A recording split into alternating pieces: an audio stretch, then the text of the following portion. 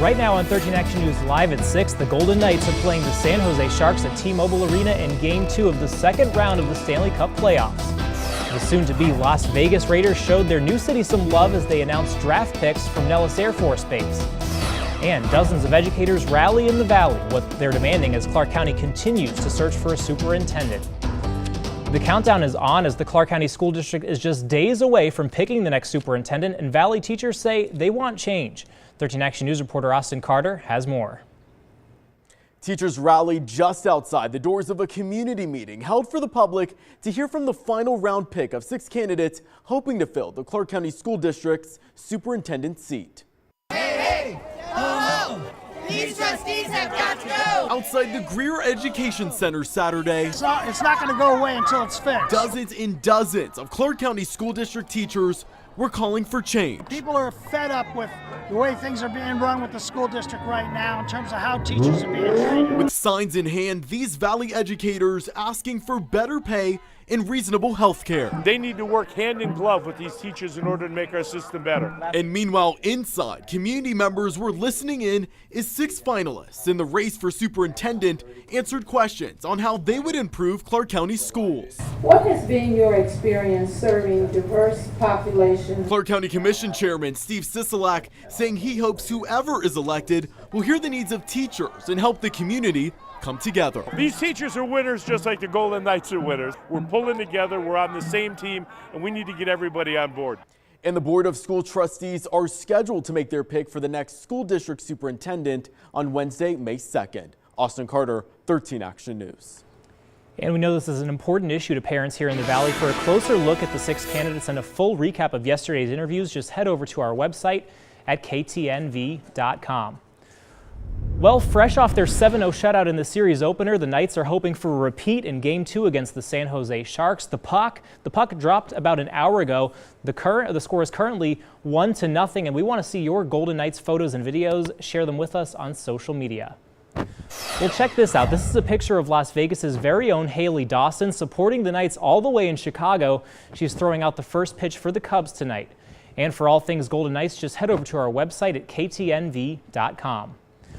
Well, the stadium may not be done, but the Oakland Raiders are one step closer to moving to Las Vegas. The Oakland Raiders select Johnny Townsend, punter, Florida. Today, the Raiders announced their 4th, 5th, and 6th round draft picks from Nellis Air Force Base. The Raiderettes and some former Raiders were on hand as the Thunderbirds got to see the NFL draft play out live.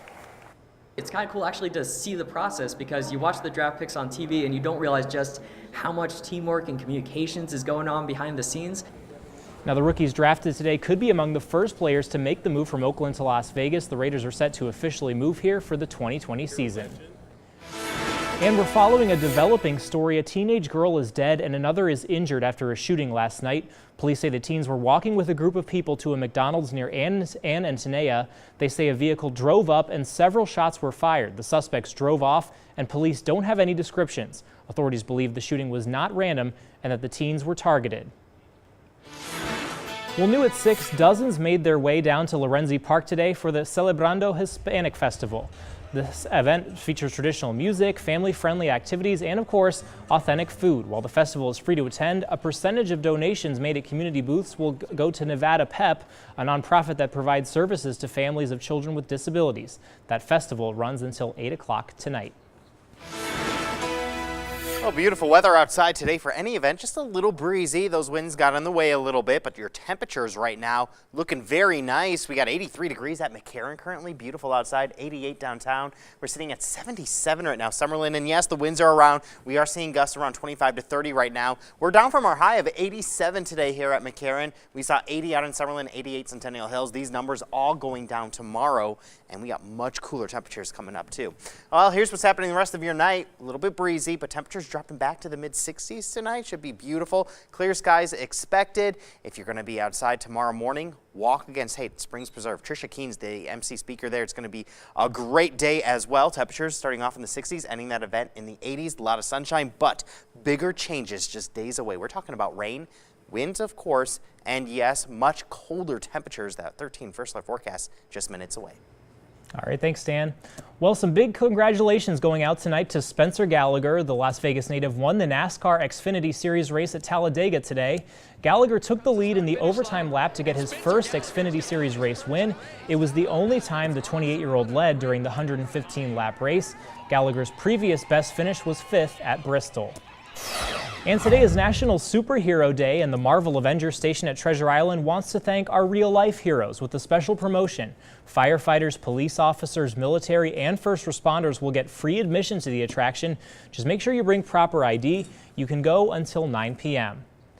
National Concert Week is coming up, and if you've been itching to see a show, now might be the right time to buy a ticket. Live Nation is offering a really good deal. It includes tickets to several shows coming to Las Vegas.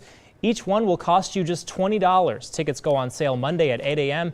And check out some of these big names on the lineup: Ricky Martin, Lionel Richie, Chris Brown, the Backstreet Boys, Kevin Hart, and Smashing Pumpkins. We have the entire list on our website, ktnv.com. Well, it's been a busy week for the president. Progress towards his tentative meeting with the North Korean leader and the withdrawal of his nominee for VA secretary and more. ABC's Janai Norman also reports there's more news on the Stormy Daniels lawsuit. President Trump is taking a bow for the tentative agreement struck between the North and South Korean leaders, working towards an end to the decades-long conflict. I think I have a responsibility. I think other presidents should have done it. The peace summit at the DMZ setting the stage for Trump's meeting with North Korea's Kim Jong-un in the coming weeks, tweeting this morning that he spoke with South Korea's President Moon. Things are going very well. Time and location of meeting with North Korea is being set. And while it's been a busy week for foreign policy, the president also taking to Twitter after losing his nominee for VA Secretary, Dr. Ronnie Jackson, who withdrew his consideration following allegations of harassing behavior and overprescribing medications, writing, "The Secret Service unable to confirm. In fact, they deny any of the phony Democrat charges which have absolutely devastated the wonderful Jackson family." And yesterday, the judge in the Stormy Daniels civil lawsuit against the president and his personal attorney, Michael Cohen, delayed that case, ruling that there is a, quote, large potential for factual overlap between this case and the criminal proceedings related to the non-disclosure agreement Ms. Daniels signed days before the election. Tonight, the president is once again skipping the White House Correspondents' Dinner, instead opting to hold a campaign rally in Michigan, a state he says has major business expansion and jobs pouring in. Janai Norman, ABC News, Washington. Well, security cameras reveal a lot, but in terms of school safety, there may be something missing. Contact 13 investigates. Intense video of a car crashing and pinning 2 women underneath a vehicle. Now one of them shares what she thought were going to be her last moments. And a DNA site helped catch an alleged killer decades after the reported crimes, but the method used to incriminate him is raising privacy concerns. And count on Chopper 13 to bring you breaking news fast and first. Stay with us.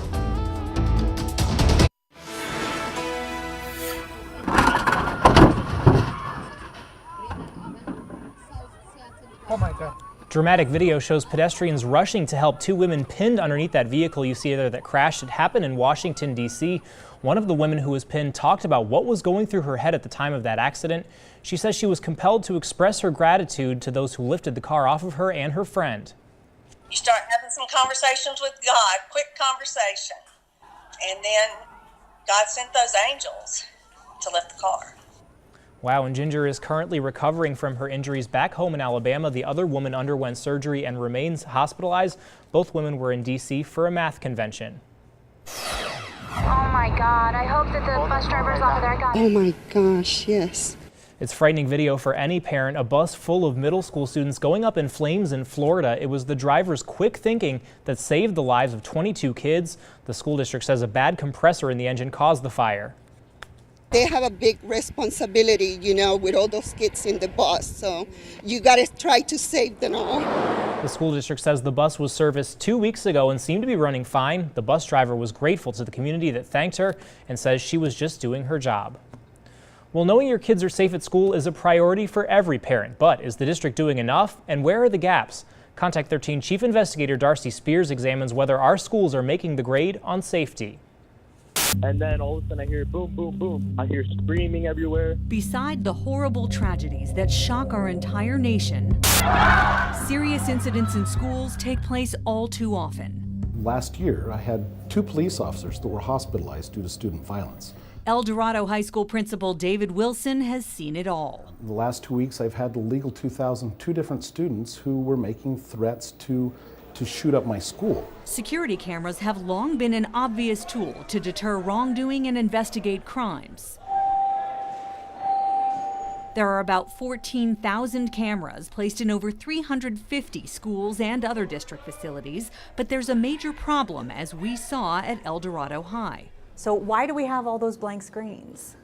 Because the technology is so old, we don't have enough RAM to keep all of the pictures up at all times. One camera is stuck in a constantly moving zoom in and out. Another gets repeatedly knocked out of position by the wind or on its own, looking at the mountains instead of the school parking lot.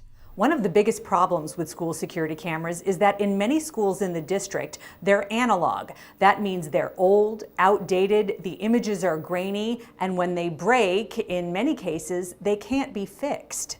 But unfortunately, as you can see here, if we're monitoring what's happening in the parking lot or what's happening out on their fields, do you have any detail?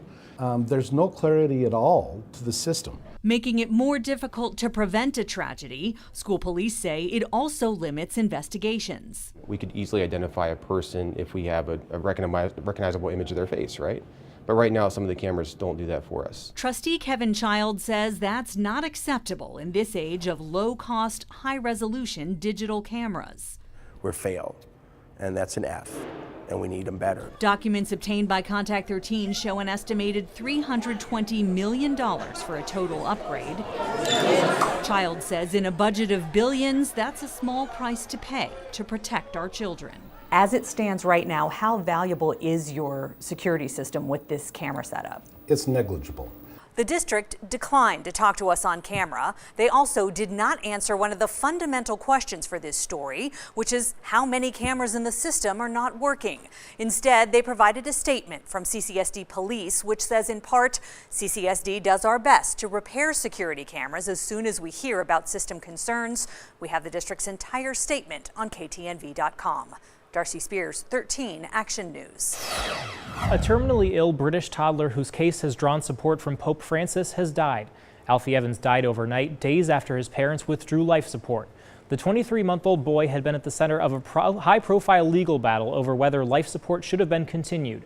Alfie was admitted to the hospital 2 years ago after being diagnosed with a neurodegenerative disease. Balloons were released today to honor his life. A massive manhunt for the person accused of killing a Maine deputy is finally over. The suspect is now in custody. Police say 29-year-old John Williams shot and killed 62-year-old Deputy Eugene Cole. Williams stole his squad car and robbed a convenience store. Authorities found him inside a cabin today. Helicopter, armored vehicles, and dozens of police searched an area since Wednesday.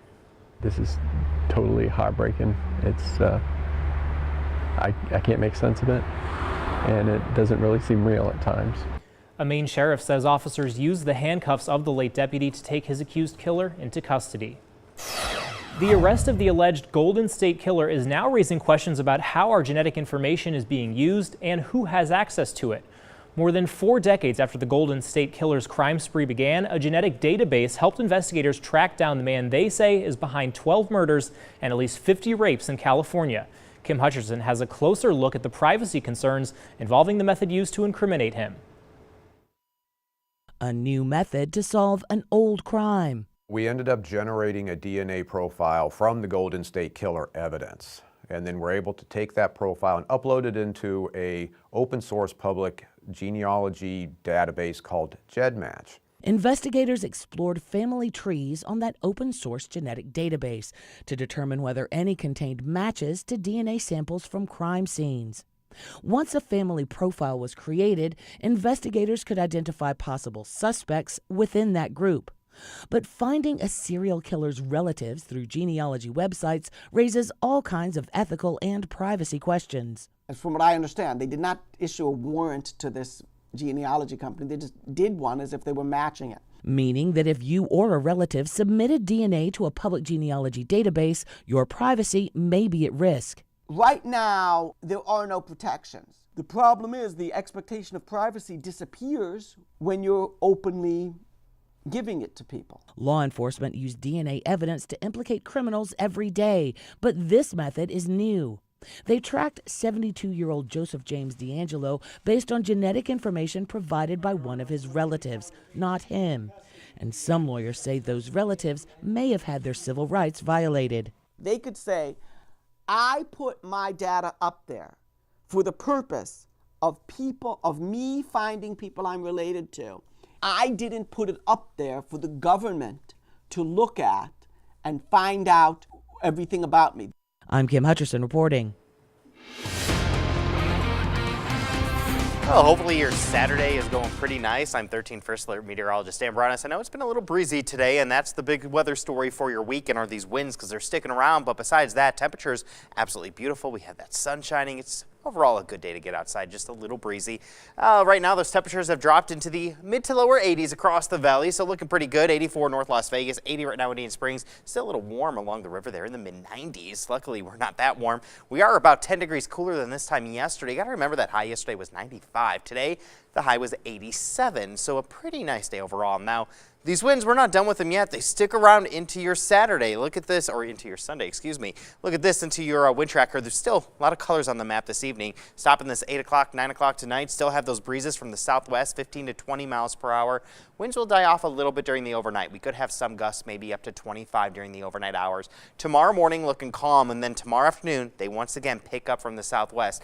15 to 20 miles per hour. We could have some gusts tomorrow, say as high as maybe 35. So a little bit less than today as we had some gusts around town, Southern Highlands, 44 today. The airport only saw 33, so right where we expected them.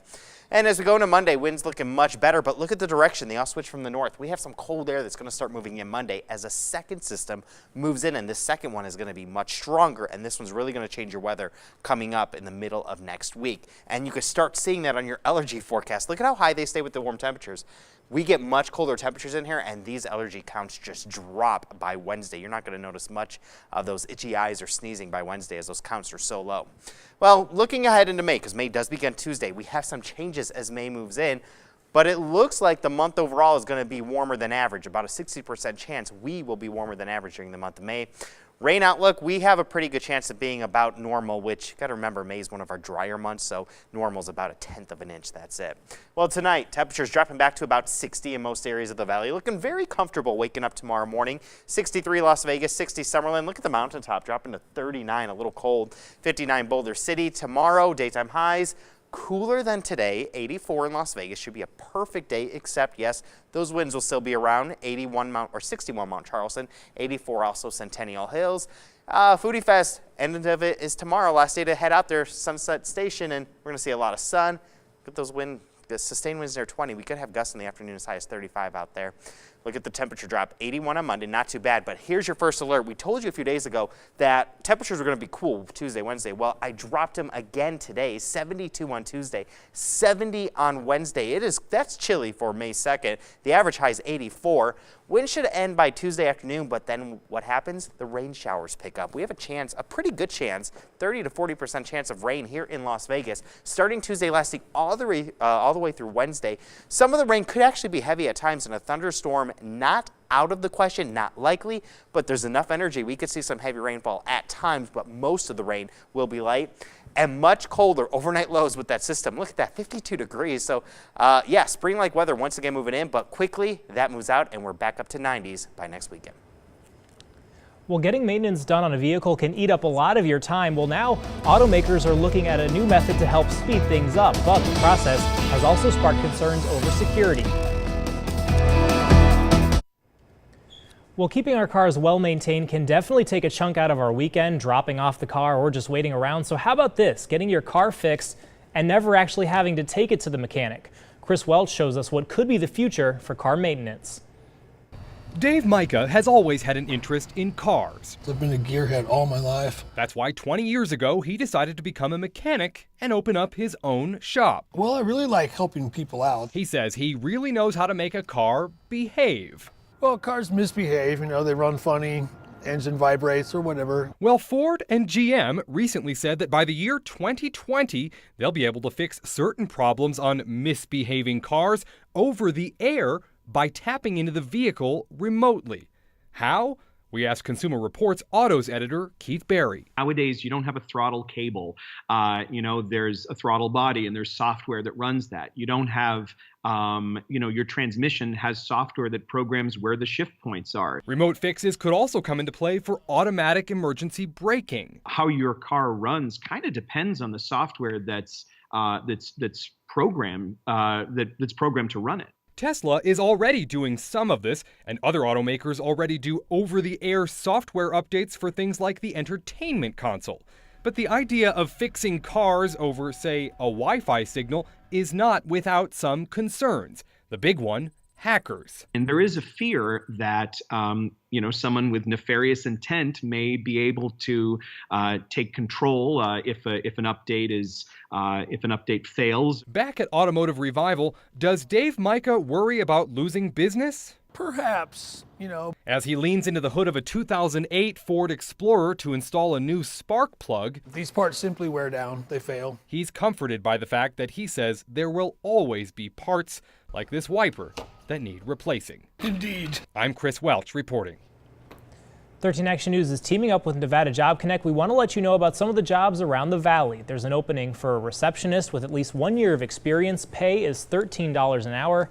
Also, an opening for a dental assistant with at least 2 years of experience, and an opening for an office coordinator with at least 5 years of experience. Pay for that starts at $12 an hour. For more information on these jobs and other openings around the valley, just go to ktnv.com/jobs. Well, Dan will have another look at your forecast, but right now, here's a live look outside the valley. You're watching 13 Action News, where we get breaking news fast and first. We'll be right back.